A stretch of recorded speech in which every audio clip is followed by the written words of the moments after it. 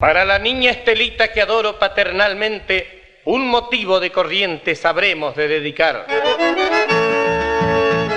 Con ello quiero expresar mis afectos más sinceros, pues me ha hecho prisionero de su cariño sin par.